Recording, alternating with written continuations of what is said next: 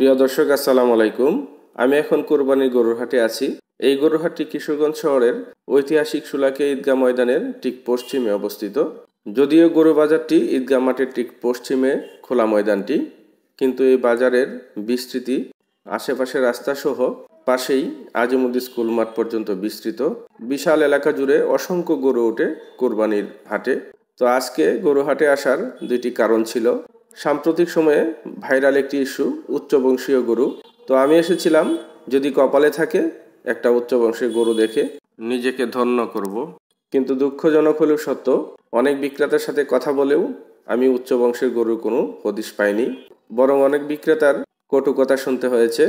বিক্রেতাদের ভাষ্যমতে উচ্চবংশের গরু বলে বাংলাদেশে এক ধরনের বাটপারি চলছে। তারা এই ধরনের বাটপারি ব্যবসা করে না। অনেকেই তো এটাকে সরাসরি জাতির সাথে প্রতারণা হিসেবে বলছেন।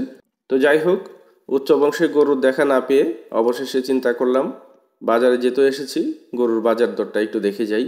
বাজারে অসংখ্য গরু উঠেছে, বিভিন্ন সাইজের গরু, বিশাল আকৃতির অনেক গরু দেখলাম। কোনো গরুর দাম চাওয়া হচ্ছে 4 থেকে 5 লাখ, 6 লাখ, আবার 50 থেকে 60,000 টাকা মূল্যের গরু আছে বাজারে। তবে এই কোরবানির হাটে ঘুরতে গিয়ে একটা কথা মনে পড়ে গেল। প্রতি বছরই কোরবানি হাটে আসলে এই বিষয়টা আমার মনকে খুব কষ্ট দেয়। আজ থেকে 15 বছর আগে 40 থেকে 50,000 টাকা মূল্যের একটা পশু কোরবানি দিলে সেই পশুর চামড়া কমপক্ষে 2.5 থেকে 3,000 টাকায় বিক্রি হতো।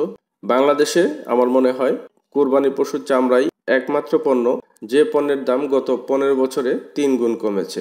এছাড়া বাংলাদেশে আপনি আর একটা পণ্য দেখাতে পারবেন না যে পণ্যের দাম গত 15 বছরে 1 টাকা কমেছে, বরং ক্ষেত্র বিশেষে 5 থেকে 6 গুণ বৃদ্ধি পেয়েছে।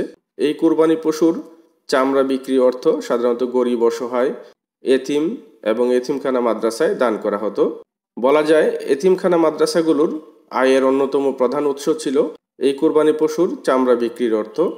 তবে বর্তমান সময়ে এই চামড়ার দাম এতটাই কমেছে যে এতিমখানা মাদ্রাসার লোকজন এই চামড়া নিতে চায় না, কারণ চামড়া নিয়ে বিক্রি করতে পারে না। বিগত কয়েক বছরে চামড়ার দাম এতটাই কমেছে যে 1 থেকে 1.5 লক্ষ টাকার একটা পশুর চামড়া 4 থেকে 500 টাকায়ও বিক্রি করা যায় না। আপনি যদি চামড়ার জুতা কিনতে যান, সেক্ষেত্রে দেখবেন গত 15 বছরের তুলনায় এক জোড়া চামড়ার জুতার দাম কমপক্ষে 5 থেকে 6 গুণ বৃদ্ধি পেয়েছে। আর যে চামড়া দিয়ে সেই জুতা তৈরি করা হয়, সেই চামড়া মূল্য ক্ষেত্রবিশেষে 3 থেকে 5 গুণ কমেছে। আমি মনে করি একটা সিন্ডিকেট কোরবানি পশুর চামড়ার মূল্য কমিয়ে জাতিকে প্রতারিত করছে। সেই সাথে গরিব, অসহায়, এতিম এবং এতিমখানা মাদ্রাসার অর্থ নিজেরা আত্মসাৎ করছে।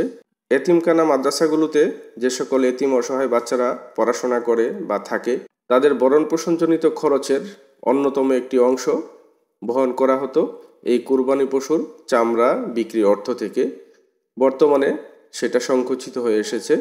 সরকারের নীতি নির্ধারণী কর্তৃপক্ষের কাছে আমার বিনীত অনুরোধ থাকবে, আপনারা চামড়াজাত পণ্যের বাজার দর যাচাই করে কোরবানির পশুর চামড়ার মূল্য পুনর্নির্ধারণ করুন। এতে করে গরিব, অসহায়, এতিম এবং এতিমখানা মাদ্রাসায় যে সকল বাচ্চারা পড়াশোনা করে তাদের ভরণ পোষণ করা সহজ হবে এবং তাদের পড়ালেখার পথ সুগম হবে। যে সকল মুসলিম ভাই বোন কোরবানি দিচ্ছেন তাদের প্রতি আমার বিনীত অনুরোধ থাকবে, আপনারা কোরবানির সিজনে চামড়া বিক্রি না করে প্রয়োজনে চামড়া প্রক্রিয়াজাত করে সংগ্রহে রাখুন। পরবর্তীতে চামড়ার দাম যখন বাড়বে তখন বিক্রি করে সেই চামড়া বিক্রির অর্থ এতিমখানা মাদ্রাসা কিংবা গরিব অসহায়দেরকে দান করুন। সেই সাথে বিভিন্ন এতিমখানা মাদ্রাসা পরিচালনাকারী কর্তৃপক্ষের প্রতি আমার অনুরোধ থাকবে, আপনারা কোরবানি পশুর চামড়া সংগ্রহ করে প্রক্রিয়াজাত করে ভবিষ্যতের জন্য রেখে দিন। যখন চামড়ার দাম বা মূল্য বৃদ্ধি পাবে তখন আপনারা সেই চামড়া বাজারে বিক্রি করুন। আমরা সাধারণ মুসলমানরা এবং মাদ্রাসা পরিচালনা কর্তৃপক্ষ যদি একটু সচেতন হই, সেক্ষেত্রে সমাজের গরিব, অসহায় এবং এতিমরা এর সুফল পাবে। আমার ভিডিওটি এতক্ষণ ধৈর্য ধরে দেখার জন্য সবাইকে আন্তরিক ধন্যবাদ জানাচ্ছি। সেই সাথে ভিডিওতে লাইক, কমেন্ট, শেয়ারের মাধ্যমে অন্যদেরকে ভিডিওটি দেখার সুযোগ করে দেওয়ার অনুরোধ করে আজকে এখানেই বিদায় নিচ্ছি। আল্লাহ হাফেজ।